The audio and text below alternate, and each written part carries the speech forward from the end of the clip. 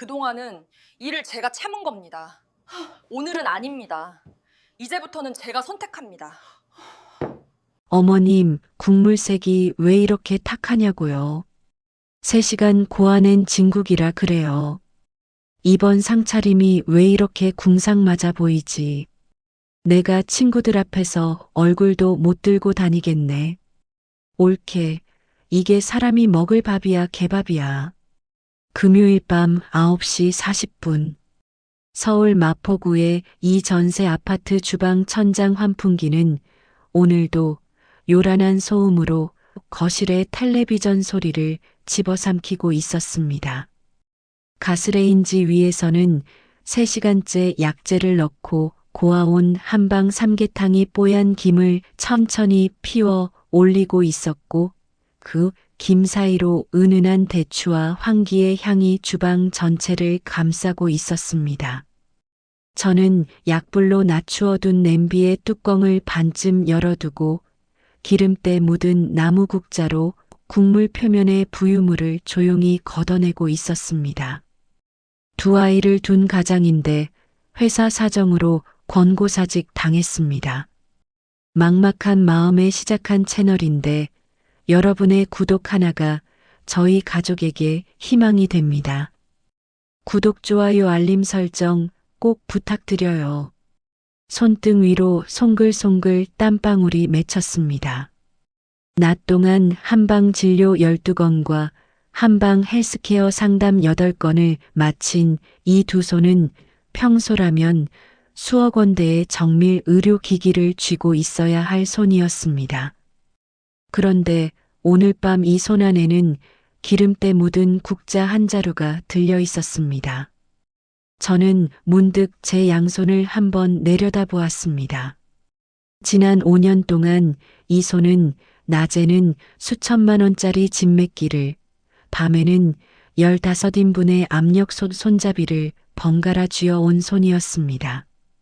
거실 쪽에서 신우이 오지수 씨의 톡 쏘는 목소리와 시어머니 박말래 여사의 콧방귀가 번갈아 들려왔습니다. 두 분은 소파에 나란히 앉으신 채 지수 씨의 스마트폰 화면만을 뚫어지게 들여다보고 계셨습니다. 텔레비전은 켜져 있었지만 화면 속의 뉴스 앵커는 혼자 이 거실에서 떠들고 있는 중이었습니다. 지수 씨의 가늘고 긴 손가락이 화면 위를 미끄러지듯 흘러갈 때마다 마스크팩을 붙인 그분의 얼굴 위로 스마트폰 화면에 푸른빛이 번지고 있었습니다. 저는 국자를 싱크대 위에 조용히 내려놓고 몸을 천천히 돌려 두 분을 한번 바라보았습니다. 이제는 저 두 분의 목소리가 어떤 방향에서 날아드는지 그 끝이 어느 지점에서 저의 가슴을 겨냥하는지를 저는 5년이라는 시간의 학습 안에서 이미 온몸의 감각으로 알고 있었습니다. 저는 미처 벗지 못한 한방 진료실 의사 가운 위에 짙은 회색 앞치마를 두른 채로 밑반찬을 정갈하게 접시에 옮겨 담기 시작했습니다. 생선구이, 시금치나물, 무생채, 도라지 무침. 접시 8개가 식탁 위에 단정하게 자리를 잡았습니다. 식사 준비가 끝났다는 신호로 저는 낮은 목소리로 한마디를 건넸습니다. 식사하세요. 큰 소리는 아니었지만 거실의 공기를 가르기에는 충분한 목소리였습니다. 시어머니께서는 물잔을 천천히 내려놓으시고 실내화를 질질 끌며 식탁 쪽으로 다가오셨습니다. 신우이 지수 씨도 얼굴에 붙은 마스크팩을 떼어 휴지통에 던져버리고 불편한 표정으로 의자를 당겨 앉으셨습니다. 식탁 한가운데에는 썰어놓은 파가 송송 뿌려진 채 김이 모락모락 피어오르는 커다란 삼계탕 대접이 자리하고 있었습니다. 그러나 시어머니께서는 수저를 드실 생각을 하지 않으셨습니다. 팔짱을 낀 채 그 대접만을 뚫어지게 노려보시는 동안 그분의 미간이 서서히 일그러지고 있었습니다. 그 미간의 각도가 이 주방 안의 공기를 한 번 더 좁혀놓고 있었습니다. 저는 이 각도를 5년 동안 보아왔습니다. 이 각도가 무엇을 예고하는지도 저는 이미 알고 있었습니다. 그럼에도 오늘 밤 저는 시어머니의 대접 쪽으로 국자를 한 번 더 들어 올렸습니다. 어머님, 국이 식기 전에 한 번 떠드시죠. 제 손이 허공에서 대접 위로 뻗어가는 그 짧은 순간, 저는 주방 싱크대 아래 수납장 맨 안쪽에 작은 잠금 장치 하나를 떠올렸습니다. 그 수납장 안쪽에는 지난 2년 동안 제가 한 번도 누구에게도 보여주지 않은 작은 기계 한 대가 조용히 자리하고 있었습니다. 그 기계가 오늘 이 주방의 어느 각도에서 움직이고 있는지 저는 국자를 들어 올리는 바로 그 순간 마음속으로 확인하고 있었습니다. 이야기 시작에 앞서 구독과 좋아요 한 번씩 꼭 눌러주시고 지금 이 이야기를 어디에서 듣고 계신지 댓글로 남겨주시면 감사하겠습니다. 그럼 이제부터 본격적인 이야기를 시작해 보겠습니다. 너는 내가 늙었다고 아주 후진 것과 좋은 것도 구분 못하는 줄 아느냐? 어머님, 평소 어머님 입맛에 맞춰 조리한 거예요. 한 번만 드셔보세요. 이게 어디 사람 입에 들어갈 음식이냐? 대체 이게 개밥이냐, 사람 밥이냐? 제 손이 대접을 향해 뻗어가던 바로 그 순간, 시어머니 박말래 여사의 언성이 한 번에 크게 높아졌습니다. 허공에 뻗었던 제 손끝이 한 박자 멈칫했습니다. 저는 그 멈칫함의 의미를 스스로도 정확히 설명할 수 없었습니다. 두려움이었는지, 습관이었는지, 아니면 이미 무언가를 예견한 몸의 반응이었는지. 다만 이 주방 안의 모든 공기가 그 순간 한 번 짧게 얼어붙었다는 것만은 분명했습니다. 시어머니께서는 팔짱을 풀고 젓가락을 집어드시더니 식탁 위에 시금치나물 접시를 이리저리 마구 파헤치기 시작하셨습니다. 썰어놓은 크기도 모양도 제멋대로이고 마늘 냄새는 코를 찌르게 맵기만 하다고 하셨습니다. 그 젓가락의 움직임이 접시 위를 오가는 동안 저는 싱크대 앞에 선 채로 두 손을 앞치마 앞에 가지런히 내려두고 있었습니다. 신우이 지수 씨는 조용히 의자에서 몸을 뒤로 빼면서 이 장면이 자신을 향하지 않기를 바라는 듯한 표정으로 숟가락을 만지작거리고 계셨습니다. 그 다음의 순간을 저는 지금도 영상의 한 장면처럼 또렷하게 떠올릴 수 있습니다. 시어머니께서는 아무런 예고도 없이 식탁 위의 접시들을 확 엎어버리셨습니다. 사기 그릇들이 원목 마루에 부딪히며 요란한 산산조각 소리가 주방 안을 날카롭게 울렸습니다. 3시간을 고아낸 삼계탕은 펄펄 끓는 국물 그대로 제가 서 있는 방향을 향해 쏟아졌습니다. 저는 미처 피할 새조차 없었습니다. 대접 한가득 담겨있던 뜨거운 국물이 제 앞치마 위로 쏟아졌고 방수 원단을 타고 흘러내려 바지 밑단과 발등까지 흠뻑 적셨습니다.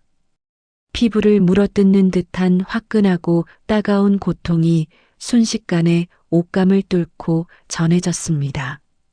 질긴 힘줄이 붙어있는 갈비뼈 몇 조각이 바닥을 굴렀고 썰어놓은 파 조각들은 제 실내화와 발등에 끈적하게 들러붙어 있었습니다. 주방에는 죽은 듯한 정적만이 감돌았습니다. 저는 비명을 지르지 않았습니다. 손으로 얼굴을 가리지도 않았습니다. 다만 그 자리에 선 채로 조용히 제 발등을 내려다보았습니다. 지난 5년 동안 이 주방 안에서 흘린 저의 시간이 오늘 이 뜨거운 국물 한 대접 안에 전부 담겨서 제 발등 위로 쏟아져 내린 것 같다는 생각이 문득 들었습니다. 그리고 그 생각 뒤에 아주 차분하게 한 문장이 제 마음 위에 떨어졌습니다.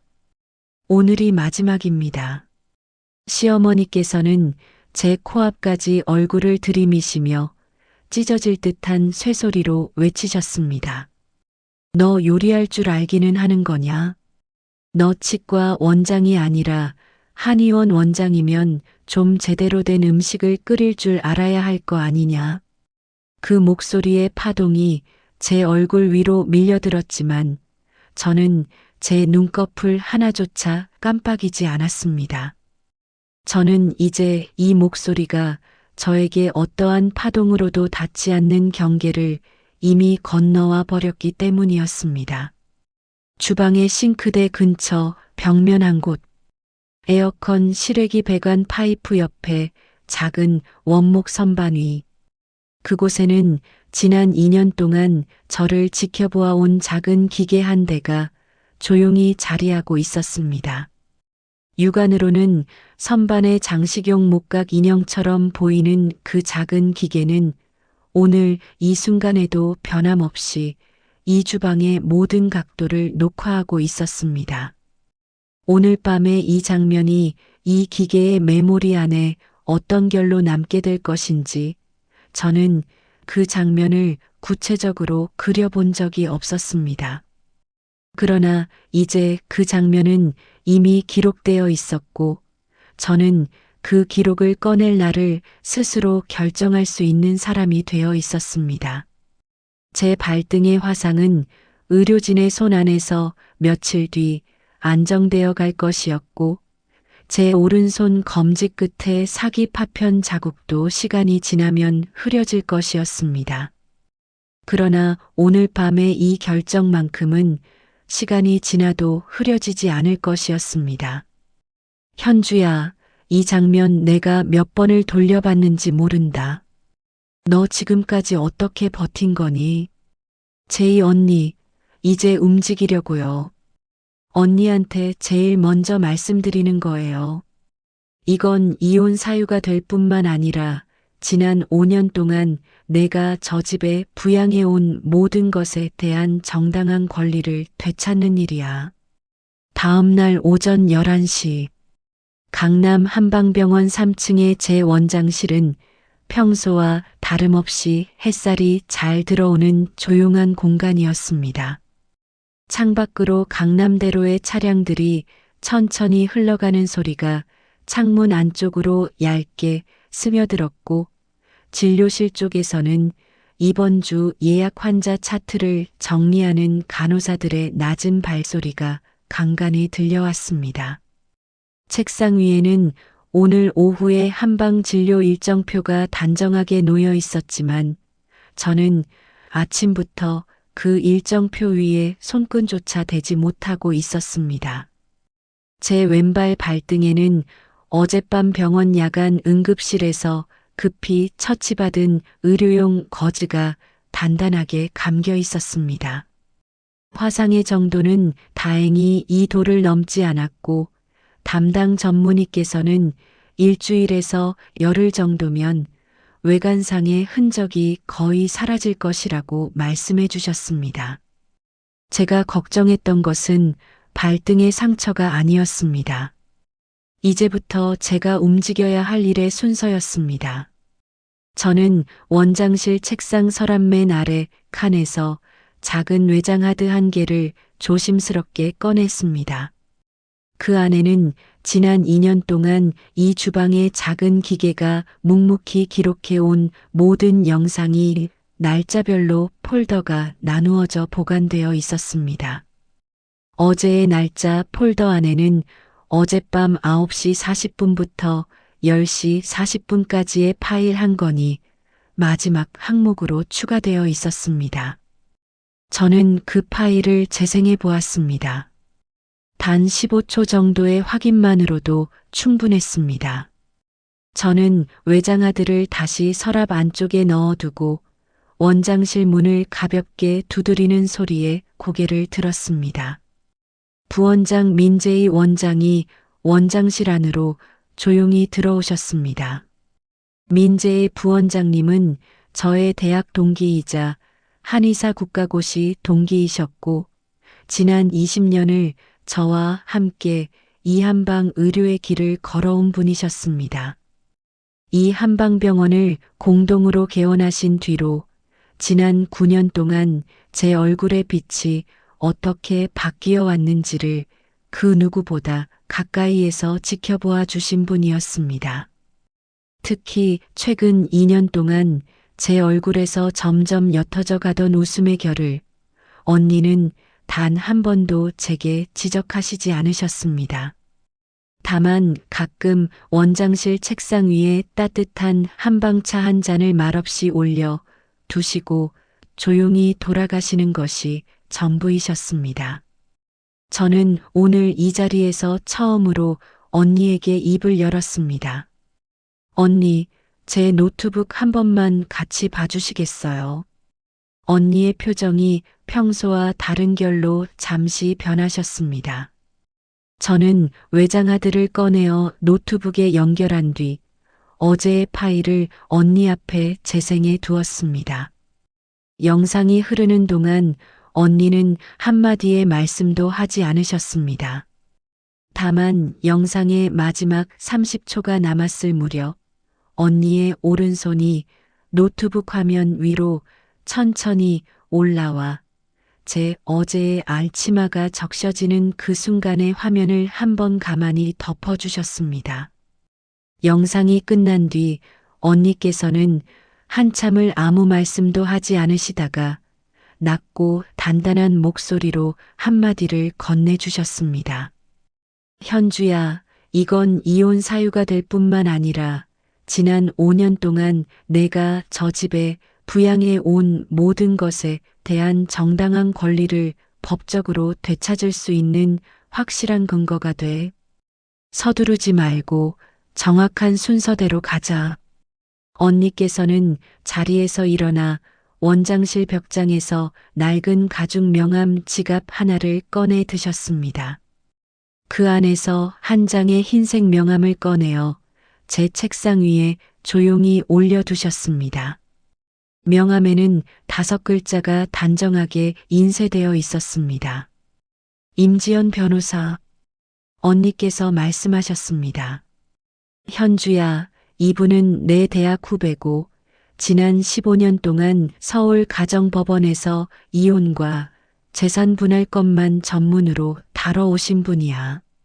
한 번도 져본 적이 없어. 무엇보다 한 번도 의뢰인을 다시 상처 입게 만드신 적이 없으셔. 내가 오늘 오후에 이분 사무실로 약속 잡아줄까? 저는 그 명함을 두 손으로 받아들었습니다. 이 작은 종이 한 장이 오늘부터 제 인생의 방향을 바꾸는 첫 번째 지도가 되어줄 것임을 저는 명함의 모서리를 손끝으로 한번 쓸어보는 그 순간 선명하게 예감했습니다. 원장님, 이 사안의 핵심은 감정도 속도도 아닙니다. 동시성입니다. 변호사님, 세 가지가 같은 날 같은 시간에 맞물려야 한다는 말씀이시죠? 정확합니다. 그리고 그 시간은 저희가 미리 정해두겠습니다. 임지연 변호사님의 사무실은 서초동 서울가정법원에서 도보로 5분 거리 5층짜리 오피스 빌딩의 3층에 자리하고 있었습니다. 제가 약속 시간 10분 전에 도착했을 때 비서분께서는 회의실 안쪽의 긴 원목 테이블 위에 이미 제 자료를 펼쳐둘 공간을 마련해 두신 상태였습니다. 저는 가방 안에서 2개의 파일을 꺼내어 책상 위에 가지런히 올려두었습니다. 지난 5년간의 가족 카드 사용 명세서와 결제 승인 문자 알림의 캡처본이 한 권, 그리고 지난 2년간 주방의 작은 기계가 기록해 온 날짜별 영상 목록이 또 한 권. 임지연 변호사님께서는 자리에 앉으시자마자 2권의 파일을 양쪽으로 나누어 펼치셨습니다. 그분이 한 페이지 한 페이지를 넘기시는 속도는 놀라울 만큼 일정했습니다. 숫자와 날짜, 패턴과 증빙의 결을 오로지 전문가의 시선으로만 따라가시는 그분의 눈빛을 저는 아주 오랫동안 바라보고 있었습니다. 제가 지난 5년 동안 제 자신에게조차 정확히 설명하지 못했던 모든 시간들이 오늘 이 회의실의 책상 위에서 비로소 사건 파일의 형태로 재구성되고 있었습니다. 자료 검토가 끝난 뒤 임지연 변호사님께서는 의자를 약간 뒤로 기대신 채 잠시 천장을 올려다보셨습니다. 그러고는 제 쪽으로 고개를 돌리시며 낮고 분명한 목소리로 오늘의 전략 구조 전체를 한 번에 정리해 주셨습니다. 원장님, 저희 쪽 유리한 지점은 3가지입니다. 첫째, 영상 증거의 명확성.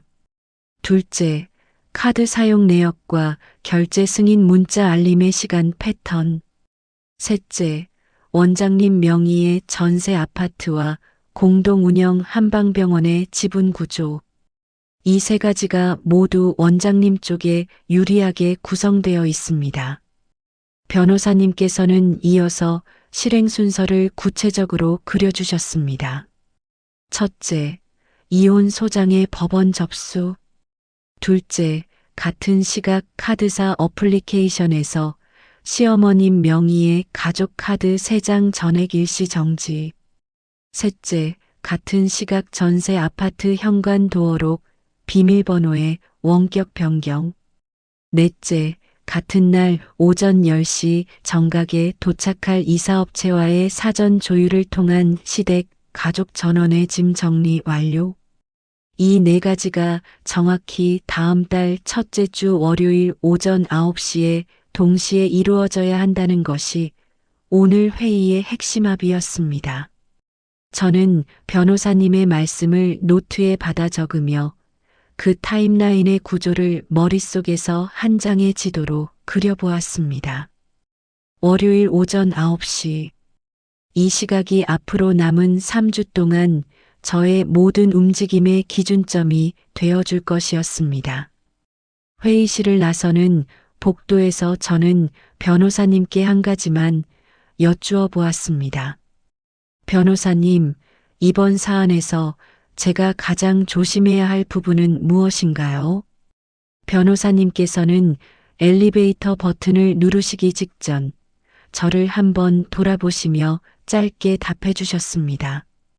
원장님, 저쪽에서는 원장님을 화나게 만들려고 시도할 겁니다. 그 순간 화를 내시면 지는 겁니다. 그 한마디가 제 가방 안으로 조용히 접혀 들어오는 것 같았습니다. 사무실 건물을 나와 서초동 거리를 걷는 동안 봄의 초입 냄새가 제 얼굴 위로 스쳐 지나갔습니다. 저는 강남 한방병원으로 돌아가는 동안 지난 5년간 매일 아침 식탁 앞에서 흘렸던 저의 수많은 눈물을 떠올렸습니다. 그 눈물의 양이 오늘 이 서초동 거리의 어느 지점에서 드디어 더 이상 흘러내리지 않는 결로 바뀌고 있다는 감각이 선명하게 전해졌습니다. 원장실로 돌아와 의사 가운을 다시 입는 저의 손끝에는 그 어느 때보다 단단한 힘이 실려 있었습니다. 말레야, 그 카드 정말 내 며느리가 흔쾌히 내준 카드니.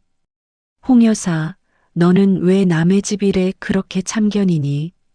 내 며느리가 나한테 그런 걸 따질 리 없어.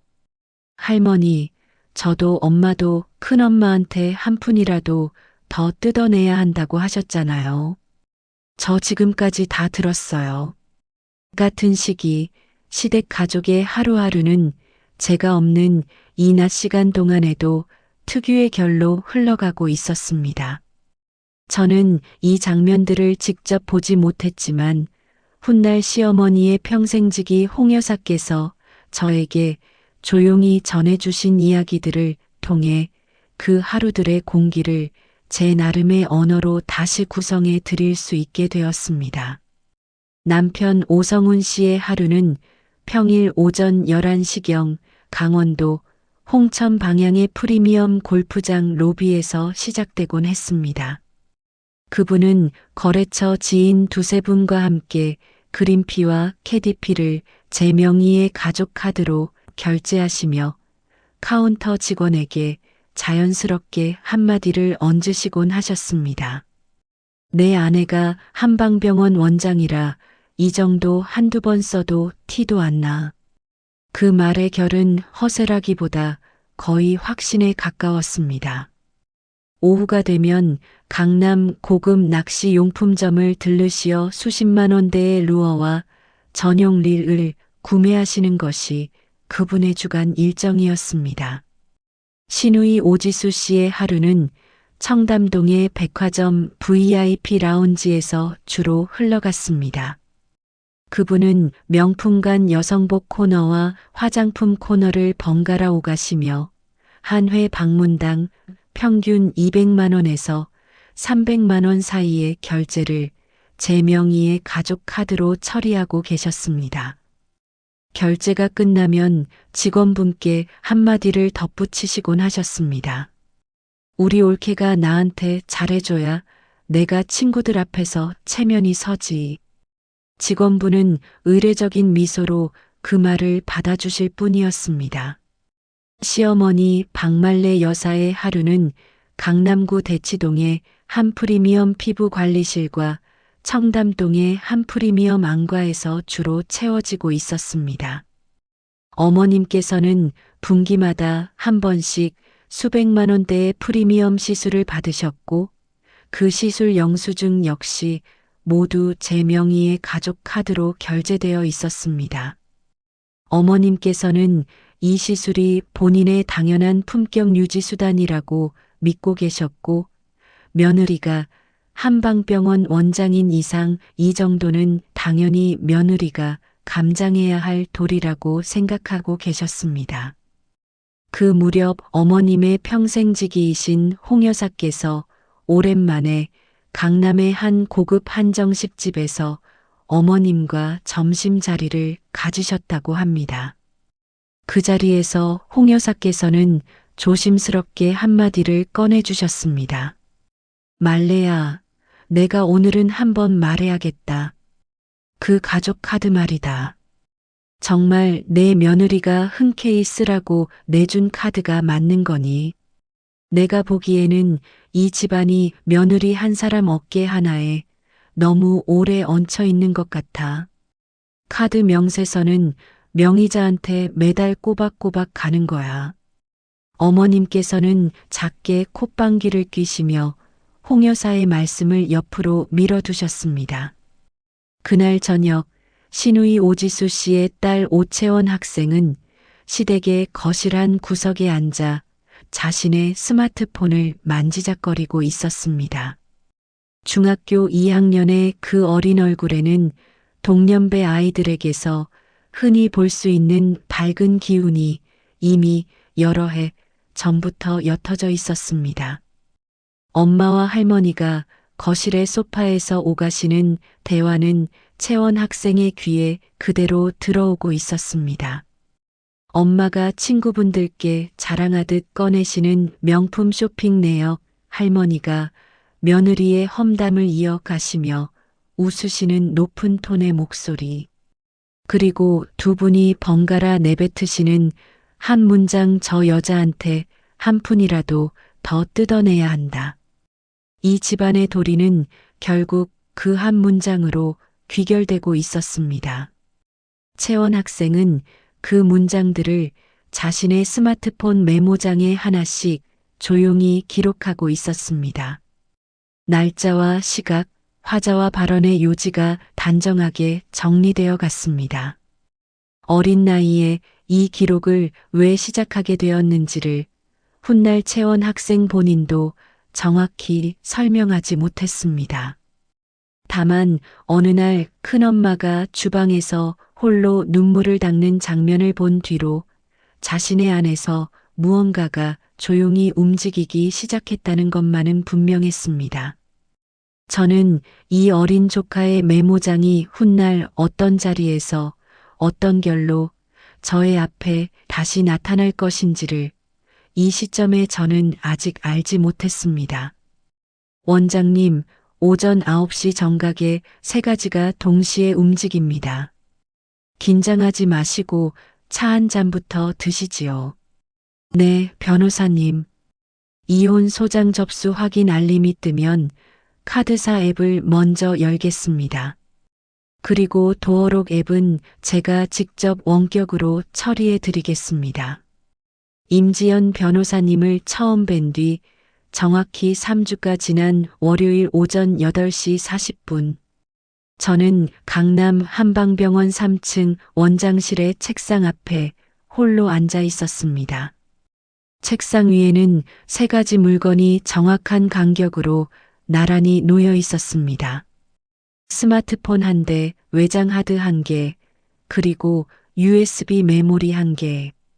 창밖으로는 월요일 아침에 맑은 봄 햇살이 강남대로의 빌딩 숲 위로 길게 내려오고 있었고, 제 심장의 박동은 제가 예상했던 것보다 훨씬 고요한 결로 뛰고 있었습니다. 책상 옆에 작은 원목 서랍 안에는 지난 3주 동안 제가 준비해 온 모든 기록이 한 권의 파일로 정리되어 있었습니다. 지난 2년 동안 주방의 작은 기계가 기록해온 일자별 영상 목록, 지난 5년 동안의 가족 카드 사용 명세서, 원본과 결제 승인 문자 알림 캡처본, 그리고 임지연 변호사님께서 작성해 주신 재산 분할 청구서와 이혼 소장의 사본. 그 파일의 두께가 오늘 이 아침에 저의 호흡을 단단하게 받쳐주고 있었습니다. 9시 정각. 제 스마트폰 화면 위로 임지연 변호사님의 메시지 한 통이 먼저 도착했습니다. 법원 접수 완료. 접수 번호 확인 부탁드립니다.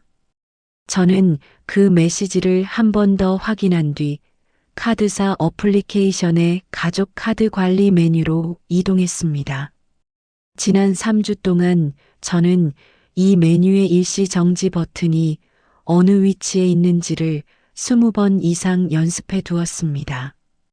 제 오른쪽 엄지손가락이 화면 위로 단 한 번 짧게 움직였습니다. 가족 카드 3장 전액 일시 정지. 화면에 처리 완료라는 4글자가 떠오르는 데까지 걸린 시간은 채 2초가 되지 않았습니다. 같은 시각 임지연 변호사님 사무실 쪽에서는 마포구 전세 아파트의 도어록 원격 관리 시스템으로 접속이 이루어졌습니다. 결혼 후 계약한 이 아파트의 도어록은 제 명의의 한방병원법인 계좌에서 구독료가 매달 납부되고 있는 원격 관리 서비스에 가입되어 있었습니다. 오늘 오전 9시 2분 변호사님 쪽의 관리자 권한 승인으로 현관 비밀번호가 6자리의 새로운 숫자로 한 번에 변경되었습니다. 변경 완료 알림이 제 스마트폰에도 도착했습니다.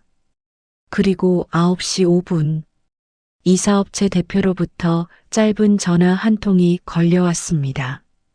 원장님, 지금 트럭 2대 마포 아파트 단지 정문으로 진입합니다. 오전 10시까지 시댁 가족의 모든 개인 짐 정리 완료 예정입니다.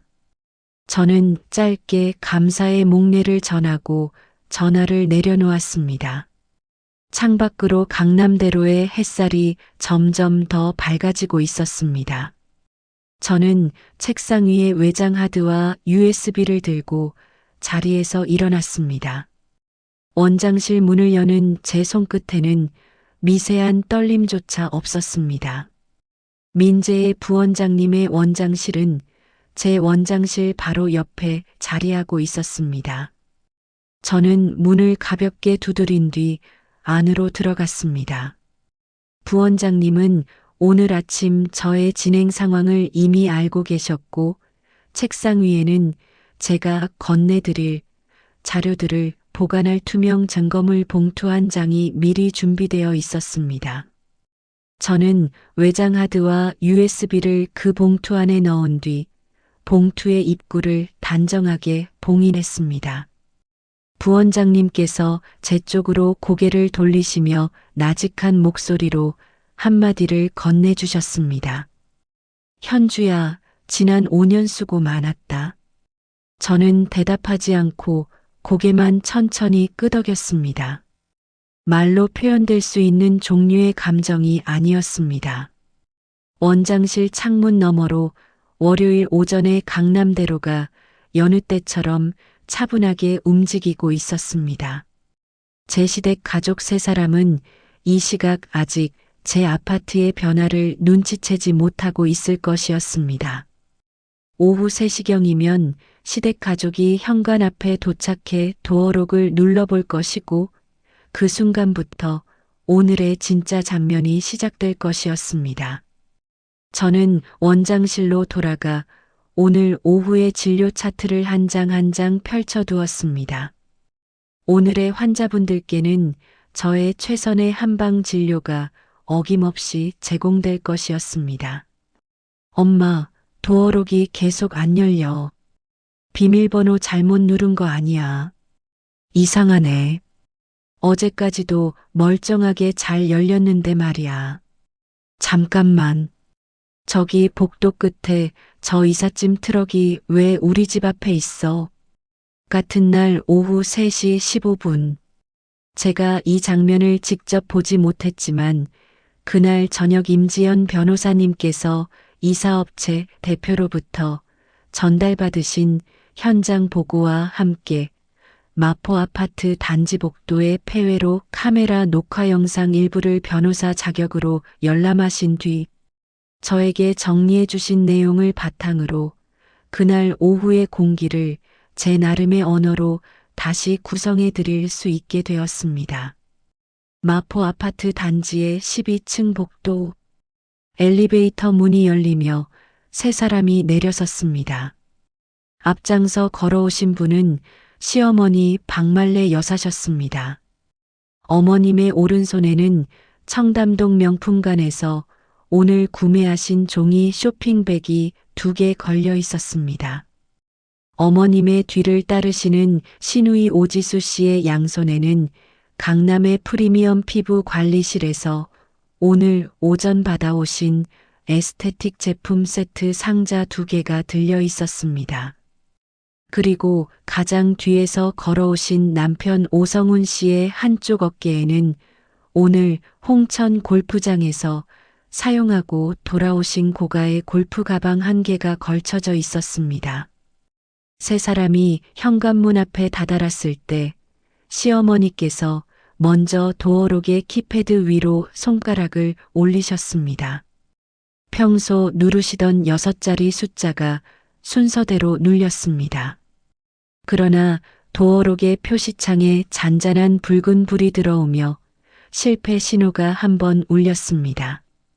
어머님께서는 한 번 더 누르셨습니다. 같은 결과였습니다. 세 번째 시도에서도 도어록은 열리지 않았습니다. 신우이 지수 씨가 조금 뒤에서 다가오시며 자신이 한번 눌러보겠다고 하셨습니다. 지수 씨의 시도 역시 동일한 결과로 돌아왔습니다. 남편 오성훈 씨가 두 여인의 뒤에서 골프 가방을 내려놓으시며 짜증 섞인 한마디를 하셨습니다. 이상하네. 도어록 배터리가 나간 건가? 그때 남편의 시선이 복도의 끝쪽을 향했습니다. 복도 끝 엘리베이터 입구 맞은편에 이삿짐 업체의 대형 트럭 한 대가 후진으로 주차되어 있었습니다. 트럭의 짐칸 문이 열려 있었고 그 안으로 단정하게 포장된 박스들과 여행용 캐리어 3개가 가지런히 실려 있는 것이 보였습니다. 박스 옆면에는 각 사람의 이름 초성이 매직으로 단정하게 적혀 있었습니다. 현관문 앞에 바닥에도 박스 몇 개가 추가로 정돈되어 놓여 있었습니다. 박스 맨 위에는 투명한 서류 봉투 한 장이 단정하게 얹혀 있었습니다. 봉투의 표면에는 임지연 법률사무소의 로고와 함께 세 사람의 이름이 인쇄되어 있었습니다. 시어머니께서 떨리는 손으로 봉투를 집어드셨습니다. 안에서 세부의 서류가 나왔습니다. 이혼 소장 사본 한 부, 재산 분할 청구서 한 부, 그리고 현관 비밀번호 변경 통지서와 함께 작성된 가족 카드 전액 정지 확인서 한 부. 세 사람의 얼굴빛이 한 번에 같은 색으로 변해갔습니다. 그때 시어머니의 휴대전화에 문자 메시지 한 통이 도착했습니다. 화면 위로 제 이름 두 글자가 떠올랐습니다. 어머님께서 떨리는 손가락으로 메시지를 여셨습니다. 화면 위에는 단 한 문장만이 적혀 있었습니다. 어머님, 제가 끓인 한방 삼계탕이 사람이 먹을 게 못 된다고 하셨으니 앞으로 사람 먹는 밥은 직접 알아서 챙겨 드시기를 바랍니다. 복도에 깊은 침묵이 흘렀습니다. 세 사람 중 누구도 먼저 입을 열지 못하고 있었습니다. 신우이 지수 씨의 손에 들려있던 에스테틱 제품 세트 상자 하나가 바닥으로 스르르 떨어졌습니다. 시어머니께서는 현관문에 한 손을 짚은 채 몸을 잠시 기대셨습니다. 남편 오성훈 씨는 복도 벽 쪽으로 천천히 뒷걸음질 치셨습니다. 복도 끝에 이삿짐 트럭 운전석에서 대표께서 시계를 한번 확인하신 뒤 조용히 엔진을 거셨습니다. 오후 3시 20분이었습니다. 고객님, 죄송합니다만 이 카드는 결제가 거절되었습니다. 이상하네. 방금 전까지도 잘 쓰던 카드야. 다시 한번 긁어주시지. 네, 다시 시도했지만 동일하게 결제가 거절됩니다. 다른 카드를 준비해 주시거나 현금으로 결제해 주시겠습니까? 같은 날 저녁 6시 40분. 시댁 가족 세 사람이 복도에서 이혼 소장을 받으신 시각으로부터 약 3시간 40분 뒤였습니다. 남편 오성훈 씨는 이날의 사태를 아직 완전히 파악하지 못하신 채로 오늘 홍천 골프장에서 함께 라운딩을 마치고 서울로 올라오는 길에 잠시 합류한 거래처 지인 두 분과 강남의 고급 한정식집에서 저녁 자리를 가지시는 중이었습니다. 코스의 마지막 디저트가 나온 뒤 계산서를 담당하신 직원분께서 남편의 테이블로 조용히 다가오셨습니다. 남편은 평소처럼 제 명의의 가족 카드를 지갑에서 꺼내어 직원분께 건네주셨습니다.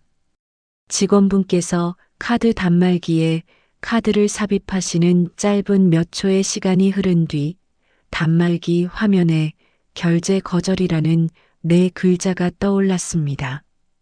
직원분께서는 정중한 표정으로 한 번 더 시도를 하셨지만 결과는 동일했습니다. 남편의 얼굴빛이 동반하신 거래처 지인 두 분의 시선 앞에서 한 번에 허옇게 질리셨습니다. 남편은 지갑에서 다른 카드 2장을 차례로 꺼내어 건네주셨습니다. 2장 모두 동일한 결과였습니다. 그 자리에서 남편의 휴대전화로 수십 통의 부재중 전화가 확인되었습니다. 어머님과 신우이 지수 씨의 번호가 번갈아 찍혀 있었습니다. 남편은 동반 지인 두 분께 양해를 구하고 잠시 자리를 떠나 화장실 쪽 복도에서 신우이 지수 씨의 번호로 전화를 드렸습니다. 수화기 너머에서 울음 섞인 지수 씨의 목소리가 흘러나왔습니다. 오빠, 집 문 안 열려. 현관 앞에 우리 짐 다 빠져 있어. 이혼 소장 왔어. 남편은 그 자리에서 한참을 아무 말 없이 서 계셨다고 합니다. 저녁 자리로 돌아가신 남편은 거래처 지인 두 분께 급한 집안 사정으로 먼저 일어나야겠다고 양해를 구하시고 계산서의 금액을 두 지인분의 카드로 나누어 결제하도록 부탁하시는 수모를 감수하셔야 했습니다. 지인 두 분의 표정은 대단히 어색해져 있었다고 합니다. 저녁 자리에서 늘 호기롭게 계산을 도맡아 오셨던 그분의 그간의 행동이 오늘 이 자리에서 전혀 다른 색으로 바뀌어 가고 있었습니다. 같은 시각 청담동의 명품관 카드 계산대에서는 신우이 지수 씨가 비슷한 장면을 겪으시는 중이었습니다. 오늘 오전 구매해둔 상품의 추가 결제를 위해 매장에 다시 들르신 지수 씨는 자신의 3장의 가족 카드가 모두 결제 거절로 돌아오는 경험을 처음으로 하게 되셨습니다. 매장 직원분은 단정한 예의를 유지하셨지만 지수 씨의 얼굴에 올라온 당혹의 결은 감출 수 있는 성질의 것이 아니었습니다. 뒤에 줄을 서 계시던 다른 손님들의 시선이 한순간 그 카운터로 모이고 있었습니다. 그날 밤 3사람은 서울의 한 구석에 급히 마련된 단칸 원룸 한 채에 모여 앉게 되셨습니다. 이혼 소장의 법적 절차가 완료될 때까지 각자의 거처를 마련하셔야 하는 기간, 시어머니의 오래된 동생분 되시는 분의 소유로 한동안 비어있던 작은 공간이었습니다. 형광등 하나가 켜진 그 작은 방 안에서 3사람은 오랫동안 서로를 바라보지 못하셨습니다. 남편은 말없이 벽을 향해 앉으셨고 신우이 지수 씨는 침대 끝에 걸터 앉아 휴대전화를 여러 번 꺼냈다 넣으셨으며 시어머니께서는 방의 한쪽 구석에서 당신의 평생지기 홍 여사께 조용히 전화 한 통을 들이셨습니다. 수화기 너머의 홍 여사께서는 한동안 아무 말씀도 하지 않으셨다고 합니다. 그러고는 오래전 청담동 한정식 집에서 이미 한 번 해드렸던 그 한마디를 조용히 되풀이해 주셨다고 합니다. 말레야, 내가 그때 말했지 않니? 이 집안이 며느리 한 사람 어깨 하나에 너무 오래 얹혀 있었다고. 시어머니께서는 그 수화기를 오래도록 귀에 댄 채 아무런 답을 하지 못하셨다고 합니다. 같은 시각 강남 한방병원의 제 원장실에서는 저의 창밖으로 강남대로의 저녁 불빛이 고요하게 빛나고 있었습니다. 지난 5년 동안 제 어깨 위에 올려져 있던 무게가 드디어 제 몸의 어깨선 아래로 내려갔다는 것이 비로소 실감되고 있었습니다. 조정위원님, 다음은 14살 미성년자 증인의 자발적 진술 녹취록입니다. 큰엄마, 이 녹음기 제가 직접 가져왔어요. 엄마랑 할머니가 큰엄마 몰래 했던 말들이요. 원장님, 이제 이 자리의 결론이 정확히 어느 쪽으로 기울 것인지는 자명합니다. 한 달 뒤 서울가정법원 3층의 조정실. 조정위원 3분이 나란히 앉으신 테이블 맞은편에 저와 임지연 변호사님이 한편으로 자리하고 계셨고 그 반대편에는 시어머니 박말레 여사와 남편 오성훈 씨 그리고 두 분의 변호인 한 분이 앉아 계셨습니다. 신우이 오지수 씨는 오늘 이 자리에 증인으로 출석하셔야 했지만 건강상의 이유를 드시며 불참하셨습니다. 대신 예기치 않은 인물 한 분이 오늘 이 조정실 안에 증인석으로 출석해 주셨습니다. 신우이 오지수 씨의 딸 오채원 학생이었습니다. 임지연 변호사님께서 먼저 3가지 증거 자료를 조정위원 앞에 순서대로 제시해 주셨습니다. 첫째, 지난 2년 동안 주방에 설치되어 있던 홈 카메라의 일자별 녹화 영상, 목록과 그중 4편의 대표 영상 원본. 둘째, 지난 5년 동안의 가족 카드 사용 명세서, 원본과 각 결제의 시간대별 장소 분석 자료. 셋째, 그 결제의 실제 사용자가 제가 아닌 시댁 가족 세 분이라는 사실을 증명하는 결제 승인 문자 알림의 발송 시각과 제 본인의 한방병원 진료 시간 교차 대조표. 조정위원 세 분께서는 각 자료를 차례로 검토하시는 동안 한동안 아무 말씀도 하지 않으셨습니다. 가장 오른쪽에 앉으신 여성 조정위원분께서 한 편의 영상을 3번 돌려보신 뒤 테이블 아래에서 작은 한숨을 조용히 내쉬셨습니다. 가장 중앙에 앉으신 조정위원장님께서는 문서의 각 페이지를 한 장 한 장 넘기시며 가끔 날짜 부분에 빨간색 볼펜으로 간단한 표시를 남기셨습니다.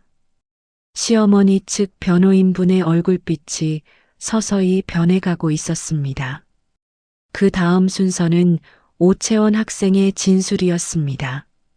교복을 단정하게 입고 오신 채원 학생은 법정 대리인이신 친할머니 측 변호인분의 동의 아래 조정위원 앞에서 본인의 스마트폰 메모장에 지난 1년 동안 기록해 온 내용을 직접 낭독해 주셨습니다. 날짜와 시각, 화자와 발언의 요지가 단정하게 정리된 그 메모장에는 시댁 가족 세 분이 저를 두고 평소에 나누셨던 대화의 핵심 문장들이 고스란히 담겨 있었습니다. 채원 학생의 낭독이 이어지는 동안 시어머니 박말래 여사의 어깨가 조금씩 기울어지셨습니다. 남편 오성훈 씨는 한쪽 손으로 이마를 짚은 채 고개를 숙이셨습니다. 채원 학생은 마지막 문장을 낭독하기 전 잠시 호흡을 가다듬은 뒤 본인의 목소리로 한마디를 덧붙이셨습니다. 저는 이 자리에 나오기까지 많이 무서웠습니다. 그러나 우리 큰엄마께서 지난 5년 동안 우리 집에서 어떻게 살아오셨는지를 저는 이 세상에서 가장 가까이에서 지켜본 한 사람입니다. 오늘 이 자리에 제 말이 큰엄마의 지난 시간을 조금이라도 돌려드릴 수 있기를 바랍니다. 조정실 안의 공기가 한 번에 가라앉았습니다. 저는 채원 학생의 방향을 돌아보며 그 아이에게 소리 없이 깊은 목례를 한 번 올렸습니다. 이 14살의 어린 조카가 지난 1년 동안 자신의 방 안에서 혼자 감당해 왔을 그 무게를 저는 오늘 이 조정실의 공기 안에서야 비로소 온전히 짐작해 볼 수 있었습니다. 조정위원장님께서 잠시 자리에서 일어나 휴정을 선언하셨습니다. 휴정 후 20분 뒤 조정의 최종안이 저의 쪽에 압도적으로 유리한 방향으로 정리되었습니다. 이혼이 확정되었고 재산 분할은 9대1의 비율로 제 쪽에 귀속되었습니다. 제 명의로 되어 있던 마포 전세 아파트의 보증금 전액과 한방병원의 공동지분 전액이 제 쪽으로 정리되었습니다. 시어머니 명의로 잘못 등재되어 있던 일부 보조 자산의 이전 절차도 함께 마무리되었습니다. 시댁 가족 세 분께서는 각자의 경제적 조건 안에서 각자의 거처와 생활을 새로 꾸리셔야 하는 처지가 되셨습니다. 조정실을 나서는 복도에서 저는 채원 학생과 잠시 마주 앉아 조용한 대화를 나누었습니다. 채원아, 앞으로 큰엄마가 꼭 내 편에서 있을게. 채원 학생은 조용히 고개를 끄덕이며 처음으로 작은 미소를 보여주었습니다. 원장님, 한남동 본원 개원 축하드립니다. 이 간판 올리는 데까지 진짜 고생 많으셨어요. 맨손으로 건드리지 말고 이걸로 모아치워요. 다치니까요. 원장님, 이 이름 3글자로 이 자리까지 오시기까지 정말 오래 걸리셨어요. 조정실에서의 그날로부터 정확히 석 달 뒤 용산구 한남동의 프리미엄 상권 중심지 5층짜리 신축 건물의 전면 외벽에 큼직한 목재 간판 하나가 올라가고 있었습니다. 간판의 표면에는 손글씨체의 단정한 8글자가 깊게 새겨져 있었습니다. 장현주 한방 헬스케어 센터. 그 아래에는 건강과 회복을 상징하는 작은 잎사귀 문양 하나가 섬세한 선으로 새겨져 있었습니다. 간판 설치 작업을 맡아주신 업체 대표께서 사다리 위에서 마지막 나사 하나를 돌리시는 동안 저는 건물 앞에서 한 발 물러서서 그 글자들을 올려다보고 있었습니다. 이 새 한방센터는 지난 석 달 동안 제가 밤낮 없이 준비해 온 결실이었습니다. 기존 강남 본원의 4배에 해당하는 규모로 확장 이전한 공간이었고 한방 진료실 6개와 한방 클리닉 4개, 그리고 한방 리허빌리테이션 센터와 한방 영양 상담실까지 한 건물 안에 집약시킨 국내 최대 규모의 프리미엄 한방 헬스케어 복합 시설이었습니다. 지분은 저와 민재희 부원장님이 공동으로 나누어 가지게 되었고 개원 이사회에는 임지연 변호사님께서 자문위원으로 정식 위촉되어 주셨습니다. 개원 첫날 오후 6시 15분 마지막 VIP 상담 환자분의 예약이 모두 정상적으로 마무리된 직후였습니다. 저는 원장실에서 하루의 결제 서류를 검토하고 있던 중이었습니다. 소독실 쪽에서 무언가 유리 깨지는 날카로운 소리가 날카롭게 울려 퍼졌습니다. 저는 펜 뚜껑을 천천히 닫고 원장실 문을 열어 복도 끝에 소독실 쪽으로 걸음을 옮겼습니다. 소독실 안쪽의 싱크대 구역에는 입사한 지 일주일 된 신입 한방 위생사 한 분이 돌기둥처럼 창백해진 얼굴로 바들바들 떨고 계셨습니다. 대리석 바닥 위에는 멸균용 스테인리스 트레이가 거꾸로 나뒹굴어 있었고 그 옆으로는 고가의 한방 약재 분쇄기 컨 몇 개가 완전히 박살이 난 채 흩어져 있었습니다. 깨진 유리 파편과 약재 조각들이 바닥 전체에 난장판으로 흩어져 있었습니다. 신입 위생사 선생님은 허리를 거의 90도로 숙이시며 당장 울음을 터뜨릴 것 같은 목소리로 사과의 말을 쏟아내셨습니다. 원장님, 비누 거품 묻은 손이 미끄러져서 제가 고의로 장비를 망가뜨린 건 절대 아닙니다. 정말 죄송합니다. 저는 소독실 문 앞에 조용히 선 채로 발 아래 넓게 펼쳐진 그 참상을 가만히 내려다보았습니다. 거칠게 깨진 흰색 도자, 파편들, 바닥을 적신 오염수, 그리고 두려움에 떨리며 무릎을 굽힌 한 사람. 이 풍경은 저의 깊은 곳 어딘가를 소름 돋게 자극할 만큼 너무나도 친숙한 풍경이었습니다. 불과 3달 전 제가 살았던 그 지옥도의 마포 아파트 주방에서도 이 같은 난장판이 한 번 펼쳐진 적이 있었습니다. 그때의 저는 기름때 묻은 앞치마를 두르고 방어막 하나 없이 날카로운 파편에 베인 손에서 핏물을 뚝뚝 흘리면서도 바닥에 흩어진 사기 쓰레기를 일일이 맨손으로 쓸어 담고 있었습니다. 그 순간 제 목을 조였던 분들은 오만하게 의자에 등을 기대신 채 저의 능력 탓이라며 조롱을 하셨었습니다. 저는 지금 이 소독실 안에서 제 오른손 검지 끝마디를 천천히 내려다보았습니다. 그날 날카로운 그릇에 깊게 베었던 상처의 자국은 아주 오랜 과거의 꿈처럼 흔적조차 보이지 않을 정도로 정교하고 매끄러운 쇠살로 안치되어 있었습니다. 제 손은 그 누구의 피도 묻히지 않았고 길고 투명하게 빛났으며 오랜 세월 타인의 생명과 회복을 지휘해 온 초정밀 한방 의료기구를 완벽한 압력으로 다루는 강인하고 단호한 완력만이 깃들어 있었습니다. 저는 눈앞에 떨고 있는 직원분을 향해 광인처럼 삿대질을 하지 않았고 누구의 인생을 망치려 일부러 실수했냐며 쇠소리를 내지도 않았습니다. 저는 가벼운 걸음으로 소독실 안쪽으로 들어가 구석에 놓인 대형 빗자루와 플라스틱 쓰레받기를 조용히 집어들었습니다. 저는 그 장비를 바들바들 떨리는 신입위생사분의 작은 두 손 사이로 부드럽게 감싸 쥐어드렸습니다. 상처나니까 맨손으로 파편을 건드리지 마시고 이걸로 천천히 모아서 치우세요. 제 목소리는 한치의 흔들림도 없이 고요하고 깊게 울렸습니다.